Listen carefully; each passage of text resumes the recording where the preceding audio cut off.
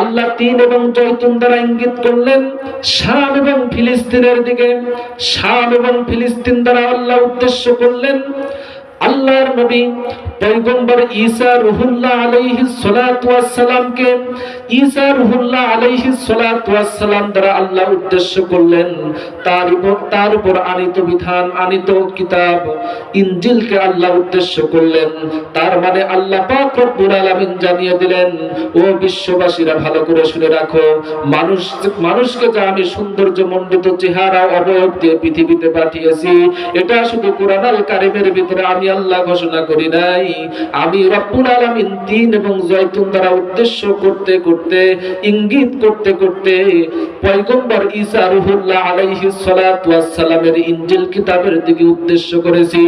ও মুসলমান, আল্লাহ পাক রব্বুল আলামিন ইনজিল কিতাবের দিকে উদ্দেশ্য কেন করলেন? উদ্দেশ্য করার কারণ হলো আল্লাহ জানিয়ে দেন, ও বিশ্ববাসীরা ভালো করে শুনে রাখুন, আমি রব্বুল আলামিন ঘোষণা করে দিলাম, আমি ইনজিল কিতাবের ভিতরেও আমি ঘোষণা করে দিয়েছি মানুষকে সৌন্দর্য মণ্ডিত চেহারা আর অবয়ব দিয়ে পৃথিবীর জমিনে প্রেরণ করেছি। সবাই বলে সুবহানাল্লাহ।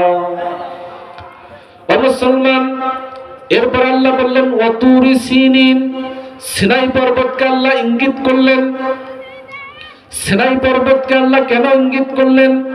সিনাই পর্বত দ্বারা উদ্দেশ্য হলো পয়গম্বর মূসা কালিমুল্লাহ আলাইহিস সালাতু ওয়াস সালাম, পয়গম্বর মূসা কালিমুল্লাহ আলাইহিস সালাতু ওয়াস সালাম দ্বারা উদ্দেশ্য হলো তার উপর আনিত কিতাব তাওরাতকে আল্লাহ উদ্দেশ্য করেছেন।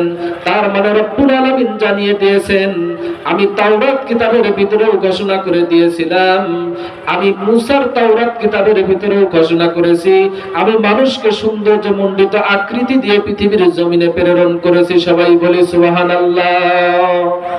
ও মুসলমান, এরপর আল্লাহ ওয়াহাযাল বালাদিল আমিন, পবিত্র নগরী মক্কার কথা উল্লেখ করেছেন। মক্কার কথা আল্লাহ কেন উল্লেখ করলেন? মক্কার কথা উল্লেখ করার কারণ হলো আল্লাহ তাআলা মক্কা দ্বারা উদ্দেশ্য করেছেন আমার আপনার নবী, নির্যাতিত মানবতার নবী, উসওয়ায়ে হাসানা, ইমামুল আম্বিয়া পয়গম্বর মুহাম্মদুর রাসূলুল্লাহ সাল্লাল্লাহু আলাইহি ওয়াসাল্লামকে। ও মুসলমান, আল্লাহ মুহাম্মদ সাল্লাল্লাহু আলাইহি ওয়াসাল্লামকে দ্বারা উদ্দেশ্য করেছেন কোরআন আল কারীমকে।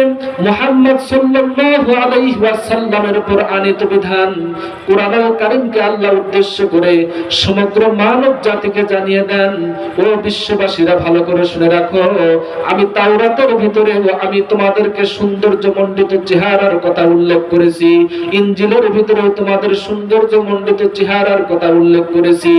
আমি রব্বুল আলামিন কোরআন আল কারীমের ভিতরেও ঘোষণা করে দিলাম, লাকাদ খালাকনাল ইনসানা ফি আহসানি তাকওয়িম। সবাই বলে আল্লাহু আকবার।